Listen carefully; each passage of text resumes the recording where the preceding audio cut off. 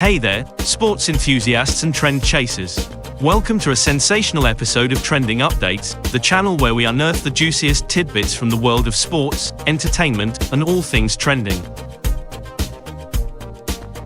Grab your popcorn, folks, because today we've got a story that's hotter than a jalapeno in a sauna. Now, picture this: the world of track and field was like a dimly lit room desperately searching for a spotlight after Usain Bolt's retirement. Enter stage left, a dynamic 23-year-old sprinter by the name of Sha'Carri Richardson. She's got a bold personality for days, but she had been missing from the track for a while back in 2021. Richardson has a story that's wilder than a roller coaster in a thunderstorm. You see, back in 2021, Richardson was poised to conquer the Tokyo Olympics. She had dreams as big as skyscrapers. But fate had other plans. After her mother's passing, she turned to marijuana to cope. And, well, you can imagine what happened next. She tested positive, got suspended, and her Olympic dreams went up in smoke.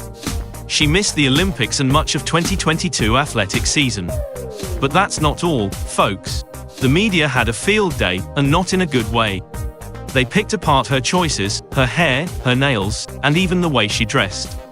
It was like they were running a contest to see who could be the most critical. And let's not forget the elephant in the room. The white reporters seemed to have a playbook, one that didn't quite play fair.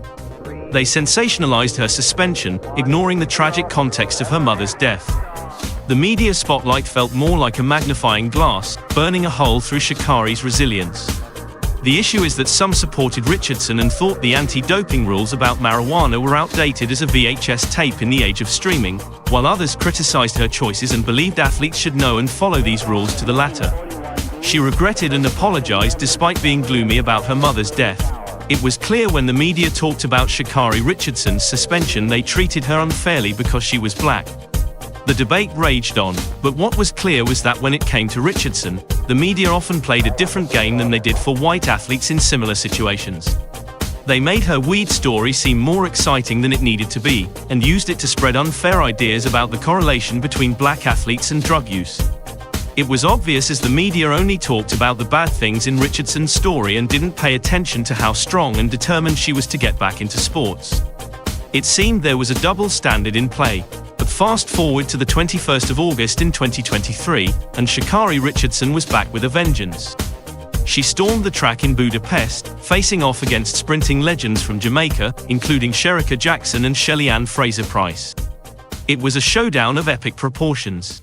And then, it happened. Like a bolt of lightning, Richardson tore through the track, leaving her competitors eating her dust.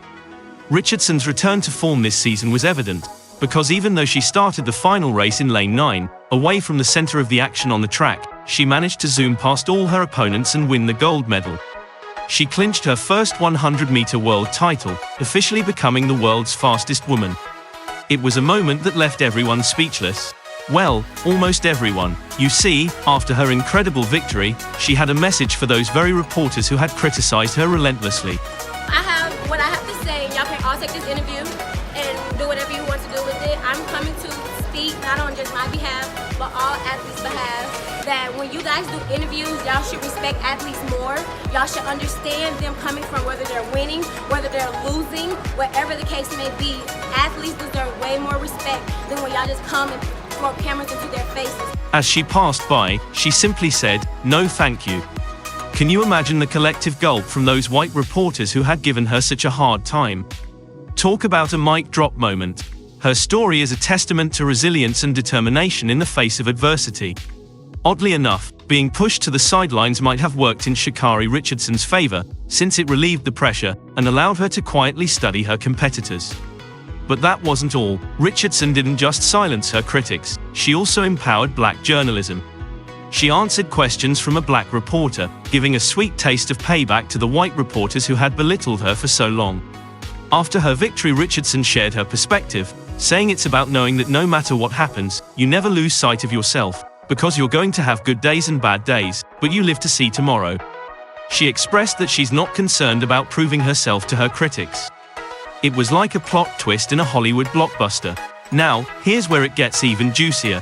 While everyone was busy talking about Richardson's suspension and her struggles, they seemed to have amnesia about her incredible talent and determination. It was like focusing on the appetizer while ignoring the main course. She might have started that final race in lane 9, but being on the sidelines turned out to be the ultimate advantage. It allowed her to quietly study her competition, and then, bam! She unleashed her turbo boost and left everyone in the dust. And the icing on the cake, the media begrudgingly had to acknowledge her triumph. But oh, they couldn't resist adding a dash of bitterness. They called her a queer and controversial athlete. Seriously, guys, just because she just became the world's fastest woman, while also being black. But you know what Richardson did? She chose the high road.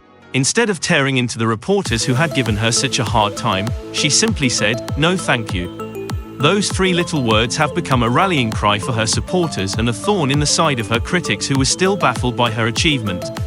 She could have opened up and criticized them back. She could ask them what they think about her, now that she had won the gold medal, and leave them embarrassed, but she chose the gentle way and proved herself to be humble and not vengeful. So, here's the question: did Sha'Carri do the right thing? Was her graceful response the ultimate mic drop moment? It's like she won gold in both the 100 meters and the art of handling criticism.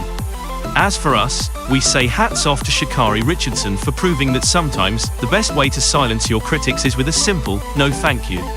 And as for the white reporters, they might want to rethink their playbook of going against black athletes with controversial stories, rather than highlight their achievements.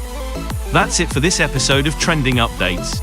If you enjoyed this rollercoaster of a story, don't forget to like, share, and subscribe for more thrilling updates. Until next time, keep it trending, folks. Here are some more of Richardson's moments for your entertainment.